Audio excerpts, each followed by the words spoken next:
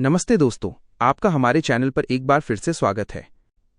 आज हम भारतीय ज्ञान और संस्कृति के एक ऐसे गहरे और थोड़े कम सुने हुए सागर में गोता लगाने वाले हैं। हम सबने मनुस्मृति या याज्ञवल्क्य स्मृति का नाम तो सुना है, जो हमें धर्म, कर्तव्य और जीवन जीने के नियमों के बारे में बताती हैं। लेकिन हमारी प्राचीन परंपरा में ज्ञान का भंडार इतना विशाल है कि उसमें कई और भी महत्वपूर्ण स्मृतियां या धर्मशास्त्र छिपे हुए हैं। आज हम एक ऐसी ही विशेष स्मृति, औशनस स्मृति या उष्णा स्मृति के बारे में विस्तार से जानने का प्रयास करेंगे। ये स्मृति क्यों खास है? क्योंकि इसके रचयिता माने जाते हैं महान ऋषि उष्णा, जिन्हें हम शुक्राचार्य के नाम से बेहतर जानते हैं। शुक्राचार्य कौन थे? वे दैत्यों और असुरों के गुरु थे, ज्ञान और नीति के प्रकांड पंडित थे। उनकी बुद्धिमत्ता और दूरदर्शिता की कहानियां हमारे पुराणों में भरी पड़ी हैं। तो सोचिए, असुरों के गुरु द्वारा रचित स्मृति में क्या खास बातें होंगी? क्या उसमें केवल कठोर नियम होंगे या उसमें जीवन जीने के कुछ ऐसे व्यावहारिक और गहरे रहस्य छिपे होंगे जो हमें कहीं और नहीं मिलते?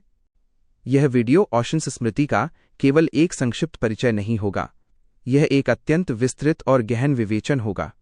हम लगभग 10,000 शब्दों में ये समझने का प्रयास करेंगे कि ये स्मृति हमें धर्म, वर्ण, आश्रम, संस्कार, राजधर्म और दैनिक आचरण के बारे में क्या सिखाती है। हम इसकी तुलना अन्य स्मृतियों से करेंगे और ये जानने की कोशिश करेंगे कि इसमें क्या अनोखापन है। यह यात्रा हमें हमारे प्राचीन समाज की संरचना, उसके मूल्यों और उसके आदर्शों को एक अलग नजरिए से देखने में मदद करेगी। तो चलिए, पूरी श्रद्धा और जिज्ञासा के साथ हम असुर गुरु शुक्राचार्य के इस नीति शास्त्र औशनस स्मृति के ज्ञान को समझने की शुरुआत करते हैं। भाग 1, भूमिका, स्मृति साहित्य और शुक्राचार्य का परिचय। अपनी मुख्य चर्चा शुरू करने से पहले ये समझना जरूरी है कि स्मृति साहित्य क्या है और भारतीय ज्ञान परंपरा में इसका क्या स्थान है। भारतीय शास्त्रों को मुख्य रूप से 2 भागों में बांटा जाता है, श्रुति और स्मृति। श्रुति का अर्थ है जो सुना गया है। इसमें 4 वेद आते हैं, ऋग्वेद, यजुर्वेद, सामवेद और अथर्ववेद। श्रुति को अपौरुषेय माना जाता है, यानी इसकी रचना किसी मनुष्य ने नहीं की, ये शाश्वत ज्ञान है। श्रुति हमारे धर्म और दर्शन का मूल आधार है। स्मृति का अर्थ है जो याद रखा गया है। इसमें वे ग्रंथ आते हैं जो वेदों के ज्ञान पर आधारित हैं और जिन्हें ऋषियों और मुनियों ने अपनी समझ और अनुभव के आधार पर रचा है। स्मृतियां वेदों के सिद्धांतों को व्यावहारिक जीवन में कैसे लागू किया जाए, इसका मार्गदर्शन करती हैं। ये समय और समाज के अनुसार बदलती भी रही हैं। स्मृति साहित्य बहुत विशाल है। इसमें धर्मसूत्र, गृहसूत्र, धर्मशास्त्र, जिन्हें हम स्मृतियां कहते हैं, जैसे मनुस्मृति, पुराण और इतिहास, रामायण और महाभारत शामिल हैं। धर्मशास्त्र या स्मृतियां मुख्य रूप से धर्म के बारे में बताती हैं। यहां धर्म का अर्थ केवल पूजा पाठ नहीं है। धर्म का व्यापक अर्थ है कर्तव्य, सदाचार, सामाजिक नियम और वो सब कुछ जो व्यक्ति और समाज की व्यवस्था को बनाए रखता है। लगभग 20 मुख्य स्मृतियां मानी जाती हैं और कई उपस्मृतियां भी हैं। इनमें मनुस्मृति सबसे प्राचीन और प्रसिद्ध है। याज्ञवल्क्य स्मृति, पराशर स्मृति, नारद स्मृति भी बहुत महत्वपूर्ण हैं। औशन स्मृति इन्हीं महत्वपूर्ण स्मृतियों में से एक है, हालांकि ये मनु या याज्ञवल्क्य जितनी प्रसिद्ध नहीं है। अब बात करते हैं इसके रचयिता शुक्राचार्य या ऋषि उष्णा की। शुक्राचार्य भृगु ऋषि के पुत्र थे। वे ज्ञान, नीति और संजीवनी विद्या के महान ज्ञाता थे। संजीवनी विद्या वो विद्या थी जिससे वे मृत असुरों को भी जीवित कर सकते थे। इसी कारण वे असुरों के पूज्य गुरु बने। शुक्राचार्य का चरित्र बहुत ही दिलचस्प है। वे असुरों के गुरु थे, लेकिन वे स्वयं एक महान ज्ञानी और तपस्वी थे। वे देवताओं के विरोधी थे, लेकिन वे धर्म और नीति के सिद्धांतों का गहराई से सम्मान करते थे। उनकी नीतियां अक्सर बहुत ही व्यावहारिक, कूटनीतिक और कभी-कभी कठोर भी लगती हैं। शायद यही कारण है कि औशन स्मृति में हमें आदर्शवाद के साथ साथ यथार्थवाद का भी एक मजबूत पुट देखने को मिलता है। ऐसा माना जाता है कि औशन स्मृति में हमें राजधर्म, दंडनीति और व्यावहारिक जीवन के नियमों पर विशेष जोर मिल सकता है, क्योंकि शुक्राचार्य स्वयं एक महान राजगुरु और नीतिकार थे। भाग 2, धर्म का स्वरूप और वर्ण व्यवस्था का विधान। किसी भी स्मृति का मुख्य विषय होता है धर्म। औशनस स्मृति भी धर्म की व्याख्या से ही अपनी बात शुरू करती है। यहां धर्म का अर्थ वही व्यापक है, यानी व्यक्ति और समाज के कर्तव्य और सदाचार के नियम। स्मृतियों के अनुसार धर्म के 4 मुख्य स्रोत हैं। श्रुति यानी वेद, ये सर्वोच्च प्रमाण है। स्मृति यानी धर्मशास्त्र जो वेदों पर आधारित हैं। सदाचार यानी सज्जनों और विद्वानों का आचरण। और आत्मतुष्टि यानी अपनी अंतरात्मा की आवाज, जब पहले 3 स्रोतों से कोई स्पष्ट मार्गदर्शन न मिले। औशनस स्मृति भी इन्हीं स्रोतों को मान्यता देती है और कहती है कि व्यक्ति को अपने जीवन के हर कदम पर धर्म का पालन करना चाहिए। इसके बाद औशना स्मृति भारतीय समाज की उस समय की आधारशिला यानी वर्ण व्यवस्था पर विस्तार से चर्चा करती है। यह व्यवस्था समाज को 4 मुख्य वर्णों या वर्गों में विभाजित करती थी, जो कर्म और गुण पर आधारित माने जाते थे। हालांकि बाद में यह जन्म आधारित और कठोर हो गई। पहला वर्ण है ब्राह्मण। ब्राह्मणों का मुख्य कर्तव्य था वेदों का अध्ययन करना और कराना, यज्ञ करना और कराना, और दान लेना और देना। समाज को ज्ञान, शिक्षा और आध्यात्मिक मार्गदर्शन देना उनकी जिम्मेदारी थी। औशना स्मृति एक ब्राह्मण के लिए अत्यंत उच्च नैतिक आचरण, तपस्या, इंद्रिय संयम और क्षमा जैसे गुणों पर जोर देती है। दूसरा वर्ण है क्षत्रिय। क्षत्रिय का मुख्य धर्म था प्रजा की रक्षा करना, युद्ध में वीरता दिखाना, न्याय करना और दान देना। वे समाज के रक्षक और शासक थे। औशना स्मृति एक क्षत्रिय के लिए साहस, शौर्य, नेतृत्व क्षमता और न्यायप्रियता जैसे गुणों को आवश्यक बताती है। तीसरा वर्ण है वैश्य। वैश्य का मुख्य कार्य था कृषि, पशुपालन और व्यापार करना। वे समाज की अर्थव्यवस्था के संचालक थे। औशना स्मृति एक वैश्य के लिए ईमानदारी, परिश्रम और दानशीलता जैसे गुणों पर बल देती है। चौथा वर्ण है शूद्र। शूद्र का मुख्य कर्तव्य था ऊपर के 3 वर्णों की सेवा करना। हालांकि ये व्यवस्था आज हमें अनुचित लगती है, लेकिन स्मृतियों में शूद्रों के प्रति भी मानवीय व्यवहार और उनके भरण पोषण की जिम्मेदारी का उल्लेख मिलता है। औशना स्मृति भी संभवतः इसी दृष्टिकोण को दर्शाती होगी। ये ध्यान रखना महत्वपूर्ण है कि स्मृतियों में वर्णित वर्ण व्यवस्था आज के संदर्भ में बहुत विवादास्पद है। हमें इसे उस समय के सामाजिक परिप्रेक्ष्य में समझना चाहिए, लेकिन आज के समानता और मानवाधिकारों के युग में इसे जस का तस लागू नहीं किया जा सकता। भाग 3 जीवन के 4 पड़ाव, आश्रम व्यवस्था का मार्गदर्शन। वर्ण व्यवस्था के साथ साथ स्मृतियां व्यक्ति के जीवन को 4 मुख्य आश्रमों या पड़ावों में विभाजित करती हैं। यह आश्रम व्यवस्था व्यक्ति को अपने जीवन के विभिन्न चरणों में अपने कर्तव्यों और लक्ष्यों को समझने में मदद करती है। औशना स्मृति भी इस व्यवस्था का विस्तृत वर्णन करती है। पहला आश्रम है ब्रह्मचर्य आश्रम। यह जीवन का पहला चरण है जो शिक्षा प्राप्त करने के लिए समर्पित है। इसकी शुरुआत उपनयन संस्कार से होती है। इस आश्रम में छात्र अपने गुरु के आश्रम में रहता है, सादा जीवन जीता है, इंद्रिय संयम का पालन करता है और पूरी श्रद्धा और अनुशासन के साथ वेदों और अन्य शास्त्रों का अध्ययन करता है। उसका मुख्य लक्ष्य ज्ञान प्राप्त करना और अपने चरित्र का निर्माण करना होता है। औशना स्मृति एक ब्रह्मचारी के लिए गुरु की सेवा, नियमित स्वाध्याय और कठोर अनुशासन के महत्व पर जोर देती है। दूसरा आश्रम है गृहस्थ आश्रम। शिक्षा पूरी करने के बाद व्यक्ति विवाह संस्कार करके गृहस्थ आश्रम में प्रवेश करता है। यह आश्रम समाज की धुरी माना जाता है। गृहस्थ का कर्तव्य है धर्मानुसार धन कमाना, अपने परिवार का पालन पोषण करना, संतान उत्पन्न करके पितृ ऋण चुकाना और समाज के अन्य आश्रमों ब्रह्मचारी, वानप्रस्थी, सन्यासी का भी भरण पोषण करना। औशना स्मृति एक गृहस्थ के लिए 5 महायज्ञों ब्रह्मयज्ञ, देवयज्ञ, पितृयज्ञ, मनुष्य यज्ञ, भूत यज्ञ के नित्य पालन को अनिवार्य बताती है। ये यज्ञ उसे ऋषियों, देवताओं, पूर्वजों, समाज और अन्य सभी प्राणियों के प्रति अपने कर्तव्यों की याद दिलाते हैं। तीसरा आश्रम है वानप्रस्थ आश्रम।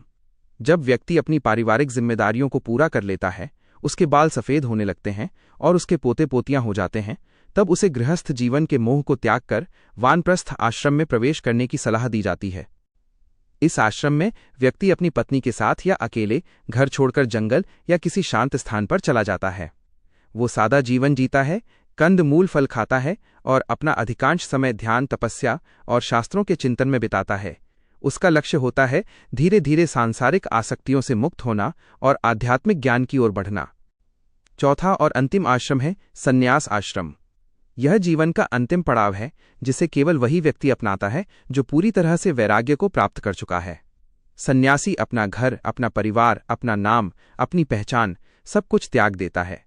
वह केवल एक दंड और एक कमंडलू धारण करता है, भिक्षा मांगकर अपना जीवन निर्वाह करता है और निरंतर आत्मा और ब्रह्म के चिंतन में लीन रहता है। उसका एकमात्र लक्ष्य होता है मोक्ष, यानी जन्म मृत्यु के चक्र से पूर्ण मुक्ति। सन्यासी किसी एक स्थान पर नहीं रहता, वो निरंतर विचरण करता रहता है और समाज को अपने ज्ञान और वैराग्य से प्रेरित करता है। यह आश्रम व्यवस्था जीवन को एक व्यवस्थित और उद्देश्यपूर्ण यात्रा के रूप में देखती है, जहां हर चरण का अपना एक महत्व और अपना एक लक्ष्य है। भाग 4 जीवन को पवित्र बनाने वाले संस्कार। जैसा कि हमने गृह्य सूत्रों की चर्चा में देखा था, स्मृतियां भी संस्कारों को बहुत अधिक महत्व देती हैं। संस्कार वे पवित्र अनुष्ठान हैं जो व्यक्ति के जीवन के महत्वपूर्ण मोड़ों पर किए जाते हैं ताकि उसे शुद्ध और परिष्कृत किया जा सके। औशन स्मृति भी इन संस्कारों का वर्णन करती है, हालांकि विवरण थोड़े भिन्न हो सकते हैं। मुख्य संस्कार 16 माने जाते हैं, जिन्हें षोडश संस्कार कहा जाता है।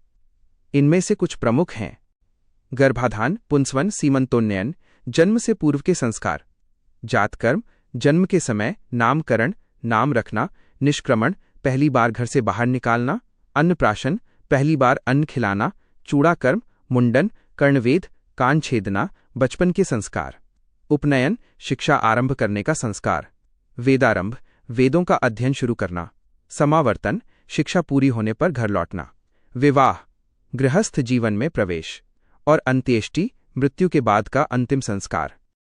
प्रत्येक संस्कार के पीछे एक गहरा प्रतीकात्मक और मनोवैज्ञानिक अर्थ छिपा होता है। उदाहरण के लिए, उपनयन संस्कार बालक को ज्ञान के महत्व का एहसास कराता है और उसे एक अनुशासित जीवन जीने के लिए तैयार करता है। विवाह संस्कार दो व्यक्तियों को केवल शारीरिक रूप से ही नहीं, बल्कि मानसिक और आध्यात्मिक रूप से भी जोड़ता है और उन्हें एक साझा उद्देश्य के लिए मिलकर काम करने की प्रेरणा देता है। ये संस्कार हमारे जीवन को एक लय और एक पवित्रता प्रदान करते हैं। वे हमें याद दिलाते हैं कि हमारा जीवन केवल एक जैविक घटना नहीं, बल्कि एक आध्यात्मिक यात्रा है। भाग 5, राजा का धर्म और दंड की नीति। शुक्राचार्य स्वयं एक महान नीतिकार और राजगुरु थे, इसलिए ये स्वाभाविक है कि औशन स्मृति में राजधर्म और दंड नीति पर विशेष ध्यान दिया गया हो। राजा के कर्तव्य औशनस स्मृति एक राजा के लिए धर्म, अर्थ, काम और मोक्ष, इन चारों पुरुषार्थों को संतुलित करने का मार्ग बताती है। राजा का सबसे बड़ा धर्म है प्रजा का पालन और रक्षण करना। उसे अपनी प्रजा के लिए एक पिता के समान होना चाहिए। उसे योग्य मंत्रियों और अधिकारियों की नियुक्ति करनी चाहिए। उसे एक कुशल गुप्तचर प्रणाली स्थापित करनी चाहिए ताकि उसे राज्य में होने वाली हर गतिविधि की जानकारी मिलती रहे। उसे अपनी सेना को हमेशा सुसज्जित और युद्ध के लिए तैयार रखना चाहिए। न्याय व्यवस्था, राजा न्याय का सर्वोच्च स्रोत है। उसे निष्पक्ष होकर धर्मशास्त्रों के अनुसार और बुद्धिमान सलाहकारों की मदद से न्याय करना चाहिए। औशन स्मृति में विभिन्न प्रकार के अपराधों और उनके लिए उचित दंड का वर्णन मिलता है। दंड का उद्देश्य केवल अपराधी को सजा देना नहीं, बल्कि समाज में व्यवस्था बनाए रखना और दूसरों को अपराध करने से रोकना भी है। शुक्राचार्य दंड के महत्व पर बहुत जोर देते हैं। वे कहते हैं कि दंड के भय से ही समाज सही रास्ते पर चलता है। यदि राजा दंड देने में ढिलाई बरतेगा तो राज्य में अराजकता फैल जाएगी। लेकिन दंड हमेशा न्यायपूर्ण और अपराध के अनुपात में होना चाहिए। निर्दोष को कभी भी दंडित नहीं किया जाना चाहिए। कूटनीति और युद्ध, शुक्राचार्य अपनी कूटनीति के लिए जाने जाते थे। औशन स्मृति में भी संभवतः साम, दाम, भेद और दंड, इन चार उपायों का उल्लेख मिलता है जिनका उपयोग राजा को अपने शत्रुओं से निपटने के लिए करना चाहिए। युद्ध को हमेशा अंतिम उपाय के रूप में ही देखा जाना चाहिए। एक राजा को केवल शक्तिशाली ही नहीं, बल्कि बुद्धिमान और नीतिवान भी होना चाहिए। उसे पता होना चाहिए कि कब नरमी दिखानी है और कब सख्ती। भाग 6, दैनिक आचरण, शुद्धता और प्रायश्चित। औशन स्मृति केवल राजा या ब्राह्मणों के लिए ही नहीं, बल्कि सामान्य गृहस्थों के दैनिक जीवन के लिए भी मार्गदर्शन प्रदान करती है। इसमें व्यक्तिगत आचरण, शुद्धता के नियम और गलतियों के लिए प्रायश्चित की विधियों का वर्णन है। दैनिक कर्तव्य, आहनिक, एक व्यक्ति को प्रतिदिन ब्रह्म मुहूर्त में उठना चाहिए, शौच आदि से निवृत्त होकर स्नान करना चाहिए, संध्या वंदन और गायत्री मंत्र का जाप करना चाहिए। उसे अपने 5 महायज्ञों का पालन करना चाहिए। उसे अपनी आजीविका ईमानदारी और धर्म के मार्ग से कमानी चाहिए। शुद्धता, शौच, स्मृति साहित्य में शारीरिक और मानसिक शुद्धता पर बहुत जोर दिया गया है। औशन स्मृति भी स्नान, साफ कपड़े पहनने और भोजन से पहले और बाद में हाथ पैर धोने जैसे नियमों का उल्लेख करती है। कुछ विशेष परिस्थितियों जैसे जन्म या मृत्यु के बाद आशौच या सूतक के नियम भी बताए गए हैं, जो एक प्रकार की सामाजिक और मनोवैज्ञानिक संगरोध की व्यवस्था थी। भोजन के नियम, भक्षाभक्ष्य, स्मृतियां बताती हैं कि हमें क्या खाना चाहिए और क्या नहीं खाना चाहिए। आमतौर पर सात्विक भोजन जैसे फल, सब्जियां, अनाज और दूध को उत्तम माना जाता है। मांस, मदिरा और प्याज, लहसुन जैसे तामसिक भोजन से बचने की सलाह दी जाती है। भोजन हमेशा शुद्ध और ताजा होना चाहिए और उसे शांत मन से ईश्वर को धन्यवाद देकर ग्रहण करना चाहिए। प्रायश्चित मनुष्य स्वभाव से अपूर्ण है और उससे गलतियां या पाप हो सकते हैं। स्मृतियां इन गलतियों के बुरे प्रभावों को कम करने या नष्ट करने के लिए प्रायश्चित की विभिन्न विधियों का वर्णन करती हैं। प्रायश्चित का अर्थ है पश्चात्ताप। ये अपनी गलती को स्वीकार करने, उसके लिए ईमानदारी से दुख व्यक्त करने और भविष्य में उसे न दोहराने का संकल्प लेने की एक प्रक्रिया है। औशनस स्मृति में विभिन्न पापों जैसे चोरी, झूठ बोलना, हिंसा करना या निषिद्ध भोजन करना के लिए अलग अलग प्रायश्चित बताए गए हैं। इनमें उपवास रखना, दान देना, तीर्थ यात्रा करना या विशेष मंत्रों का जाप करना शामिल हो सकता है। प्रायश्चित का उद्देश्य केवल सजा देना नहीं है, बल्कि व्यक्ति को मानसिक और आध्यात्मिक रूप से शुद्ध करना और उसे फिर से धर्म के मार्ग पर वापस लाना है। भाग 7 निष्कर्ष औशनस स्मृति का आज के लिए संदेश। तो दोस्तों, ये थी औशनस स्मृति की एक विस्तृत और गहन यात्रा।